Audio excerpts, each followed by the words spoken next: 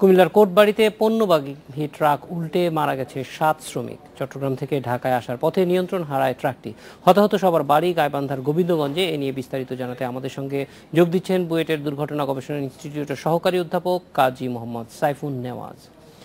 স্বাগত কাজী মোহাম্মদ সাইফুন নেওয়াজ। আমরা একটু জানতে চাই যে এই দুর্ঘটনা প্রবণ রাস্তাগুলি, এটি নিয়ে আপনাদের প্রচুর গবেষণা আছে, কিন্তু এই গবেষণাগুলি থেকে কোনো কিছু পরিবর্তন, রাস্তায় কোনো ধরনের পরিবর্তনের ক্ষেত্রে রোডস অ্যান্ড হাইওয়ে কোনো উদ্যোগ নেয় কি? জি ধন্যবাদ। আসলে সড়ক দুর্ঘটনা শুধুমাত্র একটা নির্দিষ্ট কারণেই ঘটে না। দেখা যায় যে এটার সাথে আপনার জড়িত থাকে অনেকগুলো ফ্যাক্টর এবং তার মধ্যে হিউম্যান ফ্যাক্টরটা একটি অন্যতম। এখন যে কোনো সমস্যার সাথে যদি হিউম্যান ফ্যাক্টর জড়িত থাকে তখন এটার সলিউশনটা দেওয়াটা একটু চ্যালেঞ্জিং, এবং এক্ষেত্রে আপনার অথরিটি, ইঞ্জিনিয়ার, রিসার্চারদেরকে এমনভাবে সলিউশন বা ট্রিটমেন্টটা দিতে হয় যেন আপনার একজন মানুষ ভুল করলেও যেন তার ইফেক্টটা কমানো যায়। এখন আজকে সকাল থেকে আমরা যে দুটি দুর্ঘটনা দেখেছি, আমাদের কাছে এ পর্যন্ত পত্রিকা বা মিডিয়া থেকে যতটুকু তথ্য আমরা পেয়েছি খুব ইন্টারেস্টিং লেগেছে।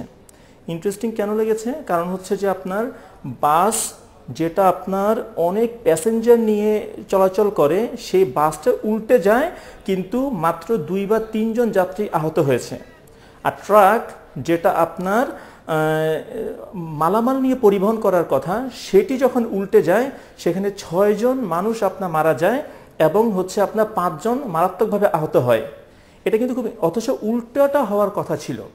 আমি যদি প্রথমটার ক্ষেত্রে বলি যে বাসটি যখন আপনার কি কারণে অ্যাক্সিডেন্ট ঘটেছে সেটা কিন্তু এই মুহূর্তে ডিটেল ইনভেস্টিগেশন করা ছাড়া কিন্তু বলা সম্ভব না।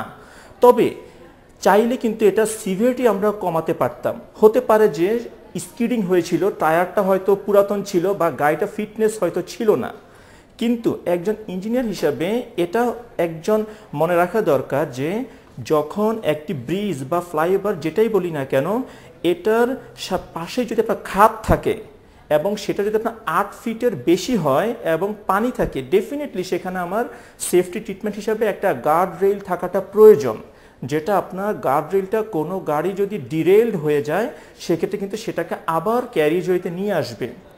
আমরা দেখেছি যে বাসটি একটি প্রাইভেট কার মনে হয় বিপরীতমুখী একটা গাড়িকে সাইড দিচ্ছিল, কিন্তু আমি ছবিতে দেখলাম যে প্রাইভেট কারটির পেছন দিকটা আপনার দুমড়ে মুচড়ে গেছে। তো এক্ষেত্রে আমার মনে হয় যে ইনভেস্টিগেশন দরকার যে কোন কারণে ঘটেছে।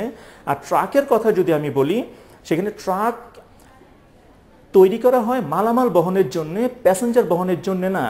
যেটা দুঃখজনকভাবে আমরা দেখেছি যে চট্টগ্রাম মিরসরাইতে 40 জন বাচ্চা কিন্তু ঠিক একই কারণে কিন্তু মারা গেল, যে তারা ওপেন ট্রাকে করে যখন প্যাসেঞ্জার নিচ্ছে সেটা উল্টে গেলে হতাহতের সংখ্যা অনেক বেশি হচ্ছে।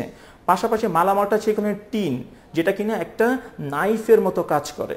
এখন এই বিষয়গুলো দেখার দায়িত্ব কিন্তু অথরিটির। কারণ হচ্ছে যে আমরা দেখি যখন একটি ট্রাক সেই চট্টগ্রাম থেকে যখন সে যাত্রা শুরু করলো এবং কুমিল্লায় আসার এই সময়টা কিন্তু অনেকগুলি চেকপোস্টে তার থামার কথা, কেন সে গুডসের জায়গায় কেন প্যাসেঞ্জার। ডক্টর কাজী মোহাম্মদ সাইফুন নেওয়াজ, আপনাকে অনেক ধন্যবাদ আমাদের সঙ্গে যোগ দেওয়ার জন্য।